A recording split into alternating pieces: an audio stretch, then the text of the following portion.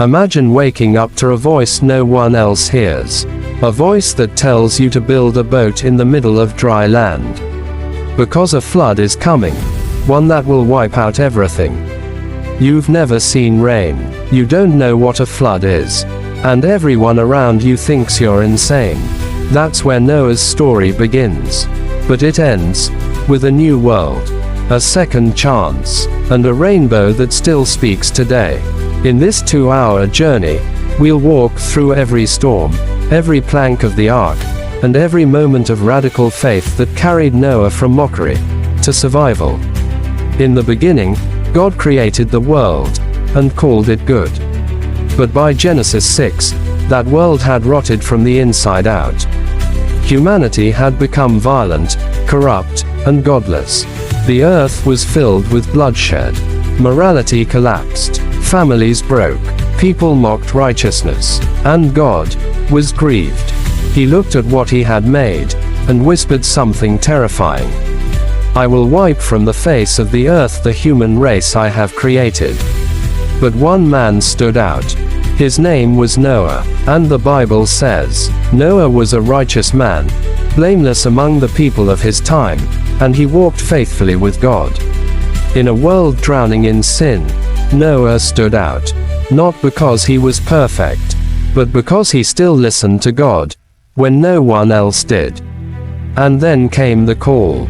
God said, build an ark of gopher wood, 300 cubits long, 50 cubits wide, 30 cubits high. That's over 450 feet long. A massive structure in the middle of nowhere. God gave specific blueprints, because this wasn't just a boat. It was a lifeboat for humanity's last chance. Noah obeyed. Day after day, he cut, measured, and hammered. People walked by. They laughed. Rain, what's that? Where's your ocean, old man? But Noah kept building. His wife, his 3 sons, Shem, Ham, Japheth, and their wives. That was all he had. Imagine the pressure, to keep going for decades with no confirmation. To raise kids in a culture that hated God. To watch friends walk away, neighbors laugh, and society burn. And yet, Noah persisted. 120 years of faith. Then, something changed. Clouds gathered, the wind shifted, and from over the horizon, animals began arriving.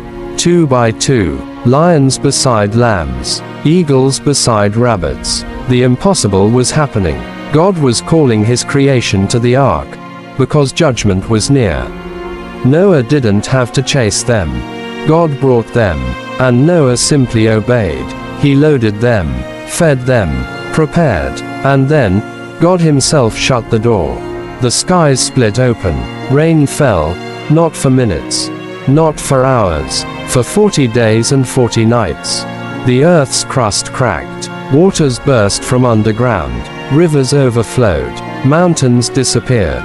Cities vanished. Screams echoed, then drowned. But inside the ark was silence.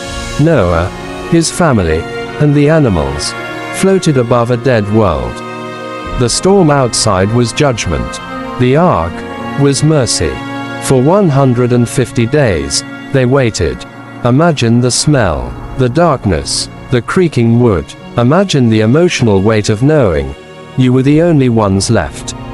But Noah never cracked. He fed the animals, prayed, watched, waited, until one day, the ark jolted. It had come to rest on Mount Ararat. The rain had stopped, but the world wasn't ready. So Noah waited, again.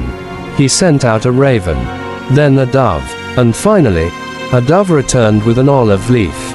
Life was returning. The door opened, and for the first time in a year, Noah stepped onto dry land. The world had changed. The air smelled different. The silence was heavy. Noah didn't explore. He didn't run. He built an altar, and he worshipped. God smiled, and made a covenant, sealed with a rainbow. Never again will I destroy all life with a flood. As long as the earth endures, seedtime and harvest, cold and heat, summer and winter, day and night will never cease. Noah's story is about more than a boat. 1. It's about hearing God in silence. He obeyed before there was proof. That's what faith really looks like. 2. It's about building when no one understands. When people mock your calling, will you keep hammering? 3. It's about judgment and mercy. God judged sin, but he gave a way of escape. 4. It's about family and legacy. One man's faith saved generations. Maybe God is asking you to build something the world doesn't understand. Maybe you feel like you're in a long storm, or you're waiting for the waters to recede. The lesson is clear. Keep building, keep trusting, keep floating, because when the time is right, the door will open, the dove will return, the rainbow will shine, and you'll step into the world God made new, because you chose to believe, like Noah.